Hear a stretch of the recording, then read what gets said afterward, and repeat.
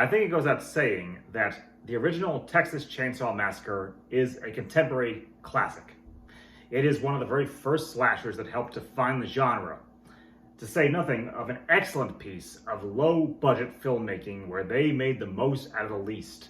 And I personally love it, and I always will. So when Netflix announced they were doing a quote-unquote hard sequel, I was intrigued. And certainly the teaser images and trailer definitely had some intrigue to them. After watching it last night, I can say confidently that, well, honestly, I liked it. It was great fun. It was a great slasher movie. It more than delivered on what it promised, but I've also got to be brutally honest. As a hard sequel, it fell way short, which is what I'm going to be going into in this review. Now, to say first and foremost, the plot concerns a group of youngsters who are trying to make a new start for themselves. They've purchased a large piece of property containing numerous buildings in a ghost town in Texas. They're going there for an auction to try to sell the property off, make some moolah, and start a new life. But lo ho, do they realize this property contains the house of Leatherface and the Sawyer family. And therein lay one of my first gripes with this as a hard sequel, the fact that when did the Sawyer house go from in the middle of nowhere to being at the end of the block?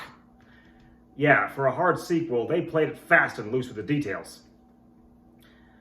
Anyhow, it also turns out that Leatherface's mom lives in one of these buildings as a hobo. And Leatherface is none too thrilled when he hears about it. But lo and behold, his original victim from the first movie, the sole survivor, has spent her life trying to find him and get revenge. And when word gets to her that Leatherface is back in the loose, well, the shit goes down. Except it actually doesn't. That's another gripe of mine. This was a pretty blatant ripoff of what has been done with the Halloween franchise in recent years. And even then, as an imitation, they really fell short. We don't get much of that character at all. What we do is less than climactic. Now, as for the look of the new Leatherface, I'm going to say, hey, not terrible, actually. Looks pretty true to the original. And in fact, the scene where he carves himself a new face is badass. I loved it. But it's still not entirely a fitting tribute to the original character. The OG Leatherface, yeah, he's a big brute, but he's not like Jason or Michael in that he's unstoppable. He does get injured, and it shows.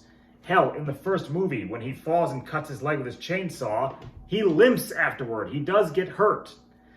This one gets shot, gets hit by cars, and nothing happens to him. Like, he just gets up, brushes it off, and moves on. That's not Leatherface as we know and love. And on a side note, I'm just going to say, my personal favorite Chainsaw sequel has to be the second one, because I think you can't beat it. It really is the definitive Texas Chainsaw, where they got every element right. I mean, how do you top Chop Top and Lefty? But to get back to our subject here, the Netflix one, I mean, they paid a lot of fitting tributes to the original, particularly in terms of music. They frequently used the sound effect from the camera flash at the start of the original. They definitely put in a little nods and winks, like when Leatherface holds up his mother's dress and cries. But overall, this felt like it could have been an entirely unrelated project and not been a Texas Chainsaw movie, and it wouldn't have reduced all that much from it.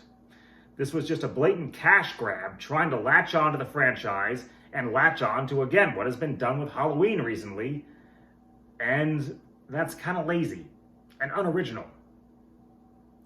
While I did enjoy the blood and gore, and I enjoyed the stock victims and everything else, this just could have been so much better. They under-delivered on the promise. I'm going to rate it overall 2.5 out of 4 stars. It's a great watch. Certainly, if you're drunk, and if you love those kind of movies, you're going to more than enjoy it. But if you really are looking for a genuine, hard reboot to the Texas Chainsaw Massacre, then this is not what you want. You're going to want to look at any of the other sequels, like, as I said, Part 2.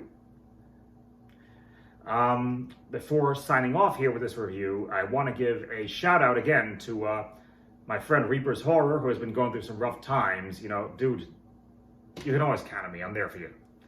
I also, again, want to give a huge shout out to the House of Screams podcast. They got a shout out from Joe Bob Briggs on his latest special. It is more than deserved. Guys, I love you. Thank you so much for having me on your podcast. It's beyond an honor, and I'm thrilled for you. And I look forward to seeing you again, hopefully soon. And finally, I just want to say that I am so flattered and thrilled to see my viewership going up and my subscribers going up. I know my production values suck. I know that I'm pretty brief in my reviews, but I'm glad people are enjoying it and are willing to provide feedback. I love getting feedback where I know I can improve, give suggestions. That's great. So, as always, I just want to wish you all to look out for each other, do your best, and, keep your distance in a time of a health crisis. Look out for each other, that's all. Eat, drink, and be scary, folks. I'll see you next time.